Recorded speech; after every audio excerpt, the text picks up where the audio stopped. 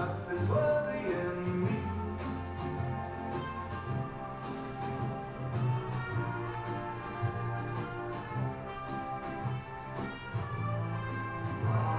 It won't be long till happiness steps up to greet me.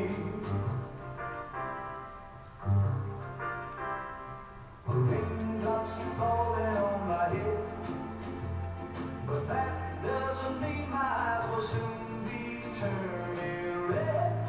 Crying's not for me, 'cause I'm never gonna stop the rain by complaining, because I'm free. Nothing's worrying me.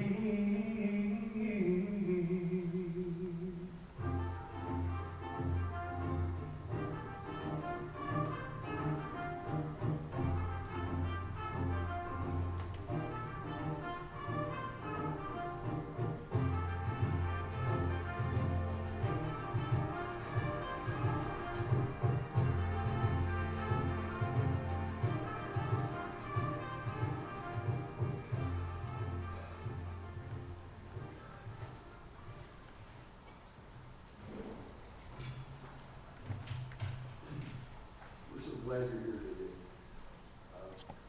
Ginger's putting down smiling on us, I think. A setting like this, you know, it's really neat. Family, friends that have sacrificed in order to be here, set through heavy traffic or whatever else. And my name is Jack Keith, and I was Ginger's pastor for a number of years while they were in Woodsburg, Lake Richmond region. I'll share a few personal things in a little bit. First of all, I want to begin with the obituary that we have for Ginger.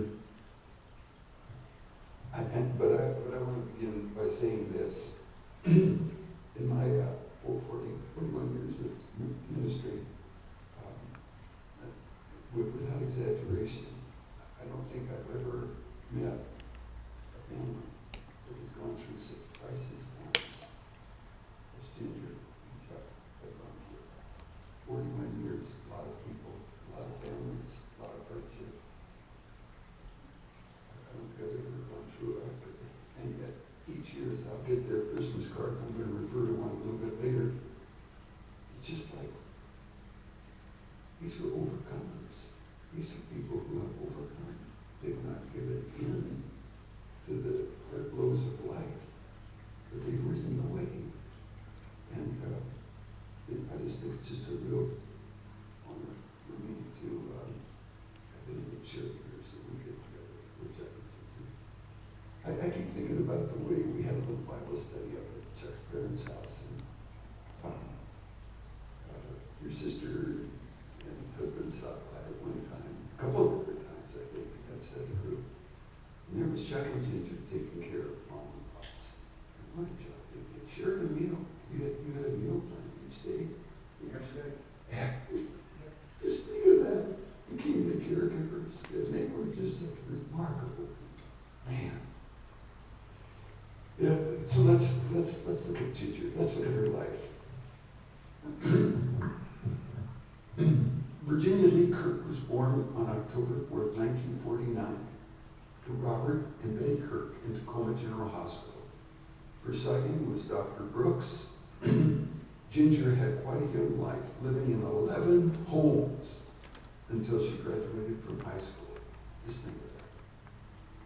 During that time, her mom and dad got divorced, and Betty raised her 4 kids the best she knew how. When Ginger got out of high school, she had to move out of her mom and stepdad's house.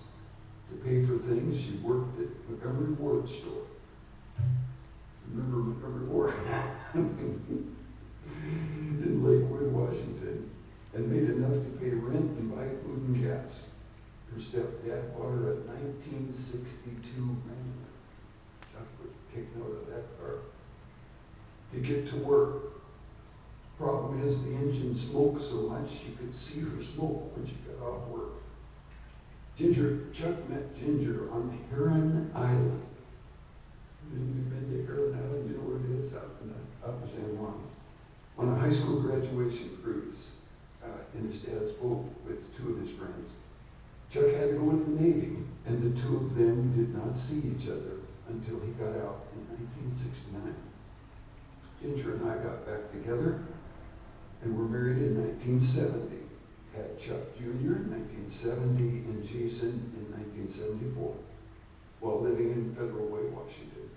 Chuck worked at the Boeing Company until he retired in 2009. At that time, they purchased a home in Hoodsport where they lived until 2017, where they moved to Kingman, Arizona, where he lives today. Chuck says, you couldn't ask for a better wife than Ginger. She raised the two boys in a godly manner and did her best to put up with her husband, keep him straight, and it worked. And I will miss her greatly and love her. So I met, kind of to pick up the dialogue a little bit here, I met Chuck and Ginger around 2009 when they moved to Lake Cushman area. And as they became a committed part of the Hood Canal Community Church in Hoodsport. I'm sorry, my voice is a little gravelly. I just got over COVID, second dose, 2 weeks ago. Soon after, we met Chuck's parents, and they four became a vital part of the church family in Hoodsport. I've known very few people who have encountered such severe medical challenges, heartbreak, so many hospitals,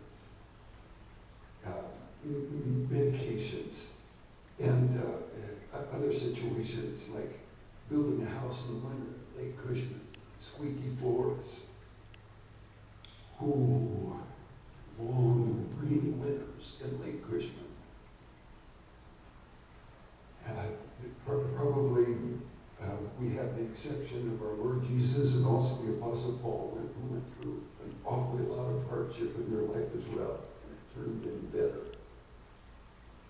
Their love for Jesus, living hope, thank you, commitment to bring light into the dark places, steady smiles, living faith, and a living God. And it made me stop and think, a little bit even today, of God as our refuge.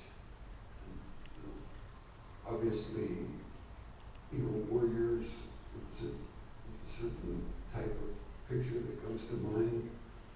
Today, maybe it's a different picture, but throughout the Bible, God is referred to as our refuge, our high tower, our shield of protection, our living hope.